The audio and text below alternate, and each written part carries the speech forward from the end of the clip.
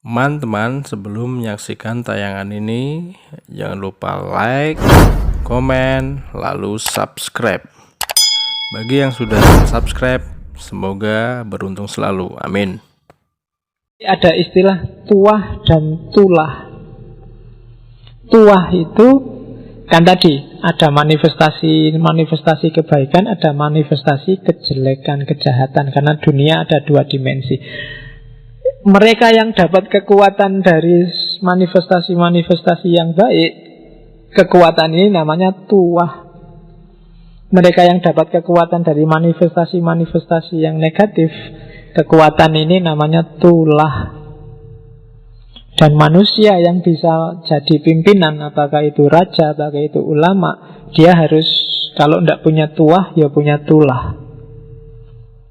Harus punya kekuatan ketuhanan. Apakah kekuatan itu melalui tuah, melalui jalur kebaikan, ataukah melalui tulah, jalur negatif. Tapi biasanya dari situlah nanti dikenal istilah itu tuwo, termasuk apalagi tuwo itu kan kalau di Jawa orang tua. Orang tua itu tidak semata-mata orang umurnya banyak, tapi orang yang sudah punya tuah. Jadi punya tuah itu dia punya daya, punya kekuatan dari Sang Hyang Toyo tadi, dari jalur kebaikan. Makanya kadang-kadang kalau masih muda pun kalau kualitasnya luar biasa, dia dianggap golek ke wong tua. Kadang-kadang golek ke wong tua itu bukan kok sing tua yang sudah umurnya banyak, tapi tua yang sudah mateng spiritualitasnya. Jadi jangan salah kalau ada tetanggamu misalnya di kos-kosan nyari golek ke wong tua le, itu jangan kok carikan orang yang wis tua, tunuk-tunuk tidak bisa jalan. Maksudnya bukan itu, cariin orang pinter. Dan orang, kalau orang Jawa ngomong orang pinter itu bukan orang yang IP-nya 4. Jadi ya, jadi nanti ono bapak kosmu bilang, "Le, aku golek ke wong pinter le." Oh, tenang aja Pak, tak profesorku nanti tak ajak ke sini. Profesor belum ada apa-apanya bagi orang Jawa. Pinter itu orang yang punya tuah atau paling enggak tulah. Jadi punya daya ketuhanan. Apakah dari manifestasi positif atau manifestasi negatif. Terakhir, tak jelasin cepet-cepetan. Ada 4 golongan manusia di agama Kapitayan. Yang pertama manusia yang tutuk. Tutuk ini ringkesnya para wali, para mistikus, orang-orang yang bisa langsung nyampe ketemu Tuhan sendiri dengan kekuatannya sendiri. Di pikirannya sudah nggak ada dunia.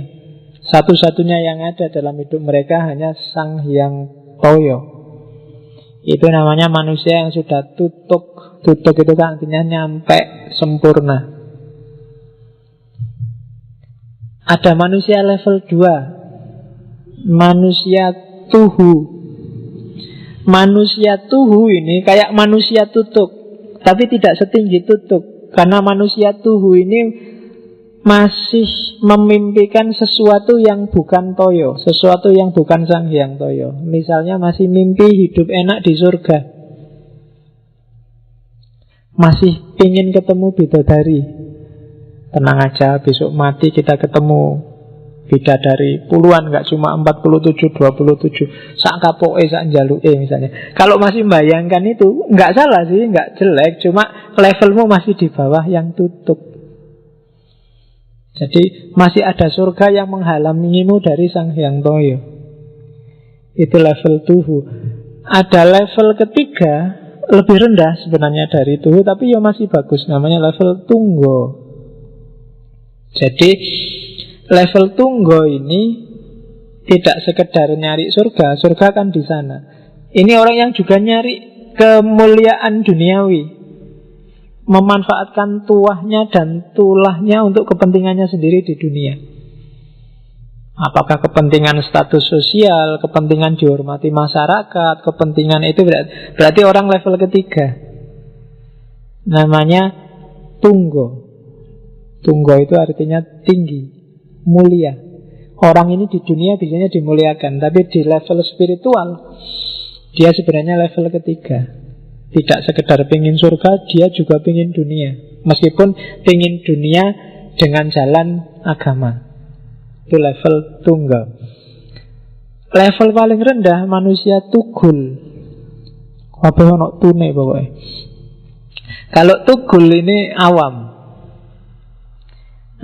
Karakternya tugul itu adalah tutut. Tutut itu orang yang cuma ikut. Bisanya dia taklid.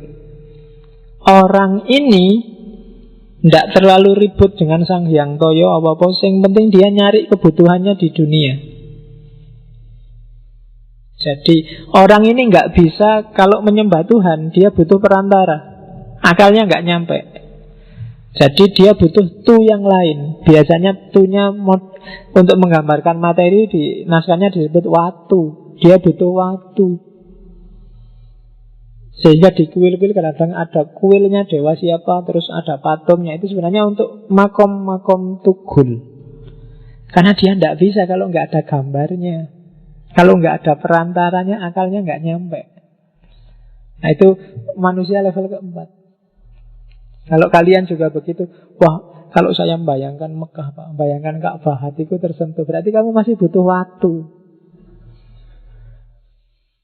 Jadi kamu tidak bisa ketemu langsung sama Allah. Masih banyak butuh media, masih banyak butuh waktu, masih banyak butuh yang duniawi. Dan orang tugul ini biasanya yang jadi kepentingannya adalah kepentingan dunia semata-mata. Jadi keinginan mereka, kebutuhan mereka, hasrat mereka itu aja yang dianukan. Itu biasanya manusia, kalau di kita namanya awam. Tidak bisa dijelaskan macam-macam. Kalau mau dakwah ke level tugul harus untuk yang kebutuhan praktis. Sholatlah duha, nanti rezekimu lancar. Sholatlah tahajud, nanti kamu butuh apa aja mesti terpenuhi. Puasalah Senin Kemis, nanti dosamu setahun diampuni. Kayak gini-gini seneng orang makom tugul.